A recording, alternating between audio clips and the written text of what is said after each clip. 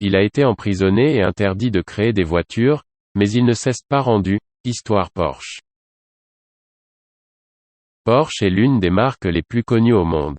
Synonyme de luxe et de style, Porsche est devenu un symbole de statut tout autant que les vêtements de marque ou les vacances de luxe. Mais comment le constructeur automobile est-il devenu l'icône du luxe qu'il est aujourd'hui? Nous regardons l'histoire intéressante de Porsche. Né le 3 septembre 1889 dans la ville bohémienne de Maffersdorf, Ferdinand Porsche pourrait certainement être considéré comme un innovateur du mouvement automobile.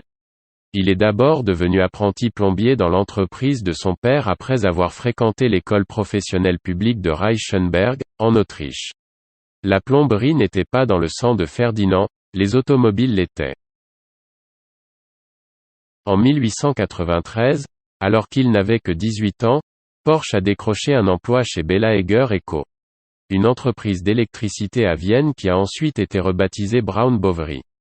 À peu près à la même époque, il s'est inscrit comme étudiant à temps partiel à l'Université technique impériale de Reichenberg. Après seulement quelques années chez Bella Eger & Co., Porsche, dont les superviseurs ont été très impressionnés par ses compétences technologiques, a été promu d'employé à un poste de direction. L'année 1897 a été riche en événements marquants pour Porsche. Cette année-là, il construisit un moteur électrique à moyeu de roue, dont le concept avait été développé par l'inventeur américain Wellington Adams plus d'une décennie plus tôt, a couru son moteur de moyeu de roue à Vienne, et a commencé à travailler dans le département des voitures électriques nouvellement créé chez Wagenfabrik Jacob Lohner & Co. En 1898, Ferdinand Porsche avait déjà conçu et construit l'une des premiers véhicules immatriculés en Autriche. Une version de la voiture, appelée véhicule électrique Eger Lohner Phaeton, a remporté la victoire lors d'une grande course de voitures électriques lors de l'Exposition internationale de l'automobile à Berlin en 1899. En 1900, les capacités d'ingénierie de Porsche ont été sous le feu des projecteurs internationaux à Paris, lorsque son moteur à moyeu de roue a été utilisé pour propulser la Lohner Porsche, le nouveau véhicule sans transmission de Wagenfabrik Jacob Lohner & Co. À l'exposition universelle de 1900. À sa grande satisfaction, le moteur à moyeu de roue de Porsche a été largement acclamé. En 1909, Ferdinand a eu un fils. Ferdinand Anton Ernst Porsche, dit Ferry, est né à Wiener Neustadt le 19 septembre. Il deviendra un acteur majeur de l'histoire de Porsche dans les décennies à venir. La voiture de tourisme Austro-Daimler, conçue et conduite par Ferdinand, a remporté une triple victoire lors des essais du Prince Henri de 1910. L'ingénierie de Porsche a continué sur une piste couronnée de succès.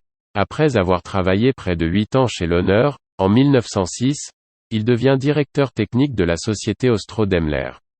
En 1923, il rejoint la société Daimler Motoren Gesellschaft basée à Stuttgart, devenant directeur technique et membre du conseil d'administration. Là-bas, il a notamment supervisé la construction de la voiture à compresseur Mercedes.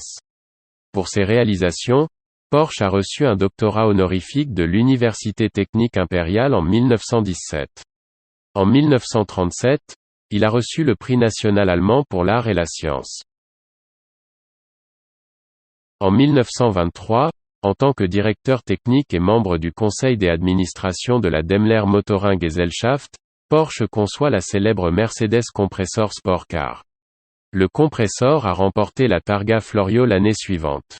Les modèles Mercedes-Benz de type S influencés par Porsche ont continué à dominer le sport automobile international pendant de nombreuses années.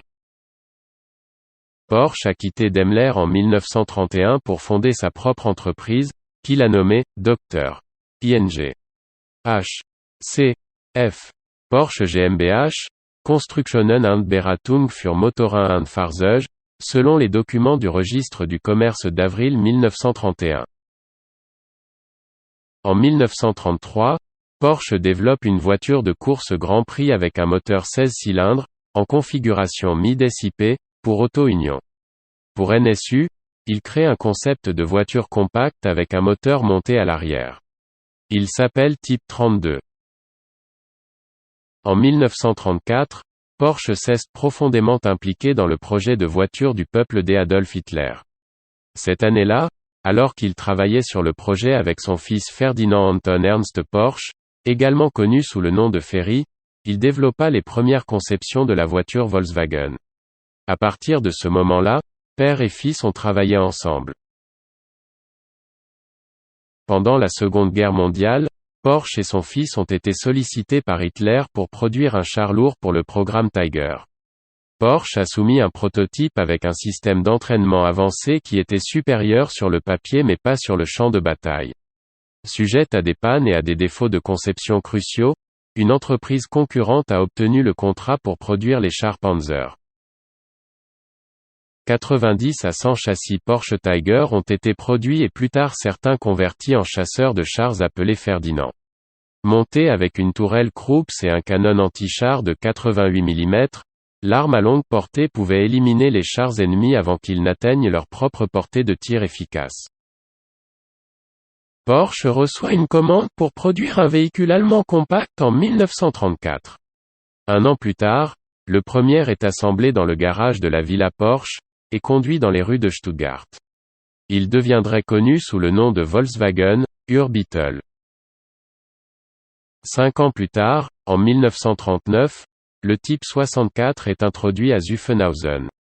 Conçu comme une voiture de course d'endurance longue distance, la Berlin-Rome Wagen est considérée comme le précurseur des futurs modèles de voitures de sport Porsche.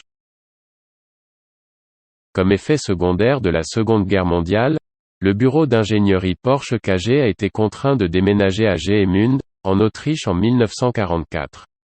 La deuxième génération de constructeurs automobiles Porsche est reconnue en 1946.